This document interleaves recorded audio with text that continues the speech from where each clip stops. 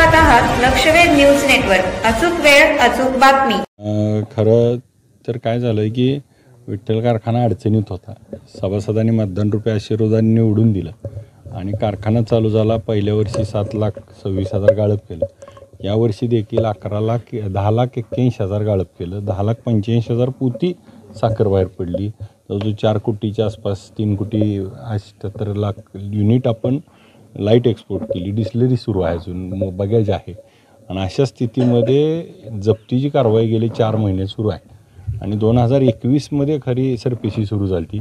त्याच्यावर कारखाना बंद होता. आम्ही आलो निवडून. मग त्यांना गेल्या 2 वर्षात 35 कोटी रुपये आम्ही बँकेच्या भरलेत.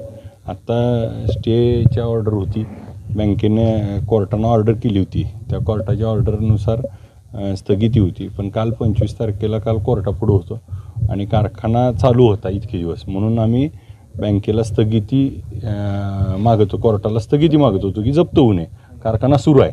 परंतु काल बँकेने तिथं म्हणणं मांडलं की आता कारखाना बंद झाला आणि त्या ठिकाणी ऊस गाळप संपलं आहे, गाळप हंगाम संपला आहे.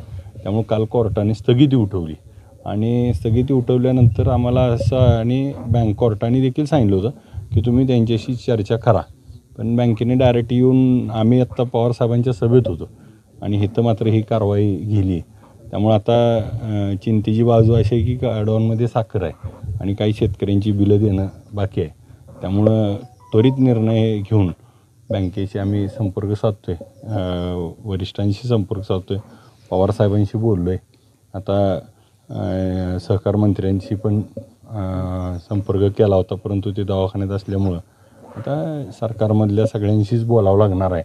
कारण त्याशिवाय होणार नाही असं दिसतंय.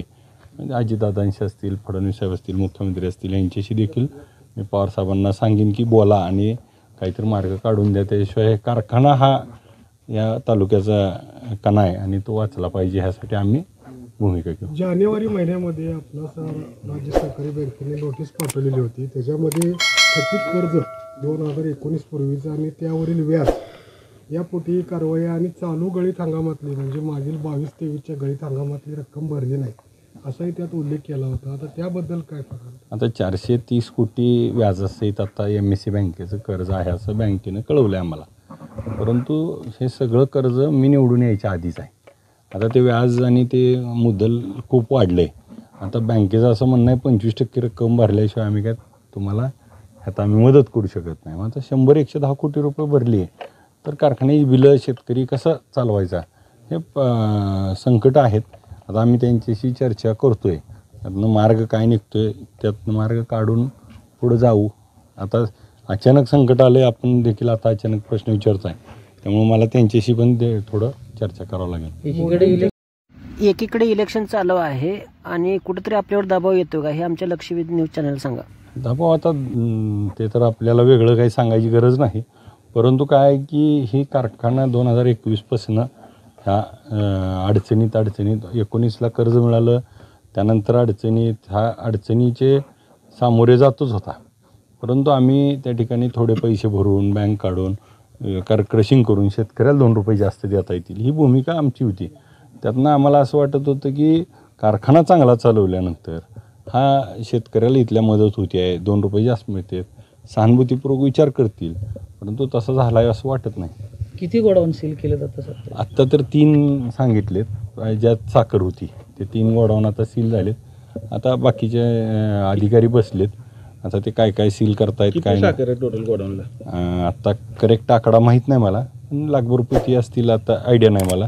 नक्की माहिती घेऊन सांगतो, कारण करेक्ट आकडा सांगणं गरजेचं आहे. जुनं संचालक मंडळाने थकवलेलं कर्ज आहे, त्याच्यावर कारवाई व्हावी असं आम्ही पोलीस स्टेशनला देखील FIR दिली होती.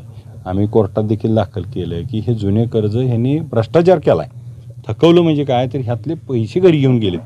त्यामुळं भ्रष्टाचार झाला आहे, तर त्या भ्रष्टाचाराची चौकशी होऊन त्यांच्याकडनं ती वसूल व्हावे आणि ते कारखान्यावर पडलेला बोजा कमी करावा अशी आम्ही वारंवार मागणी केली. परंतु सरकार त्या बाबतीत कुठली कारवाई करत नाही, कारण त्यांच्यातले काही लोक सरकारच्या बाजूने असल्यामुळं त्या गोष्टी होतात.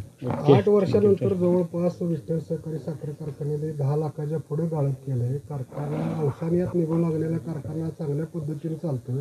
विठ्ठलच्या सभासदांमध्ये एक आनंदाचं वातावरण असताना या कारवाईनं थोडं काळजीत पडलाय परिवार. काय सांगाल तुम्ही, परिवाराला संदेश काय द्याल? खरंच जसं तुम्ही म्हणला तसं 8 वर्ष नाही, जो 2012च्या पूर्वी नंतर पहिल्यांदाच 10 लाखपेक्षा जास्त गाळप झालं आहे. मध्ये थोडं आणि यावर्षी इतकं वातावरण आनंदी होतं की इतिहासामध्ये आपल्या भागात 3,000 रुपयेचा भाव विठ्ठल कारखान्यानं दिला. शेतकरी खुश होता. 11 लाख 10,81,000 म्हणजे 11 लाखाच्या आसपास गाळप केल्यामुळं शेतकऱ्याचा सगळा ऊस वेळेवर गेला, पैसे मिळत आहेत वेळेवर, सगळं चांगलं असताना अचानक हे झाल्यामुळं. परंतु मी या निमित्तानं आपल्या सर्वांच्या माध्यमातून माझ्या सर्व सभासद बांधवाला, विठ्ठल परिवारातील सर्व आमच्या सहकाऱ्यांना एवढंच आव्हान करतो की काहीही झालं तरी कारखान्याला काही होऊ देणार नाही.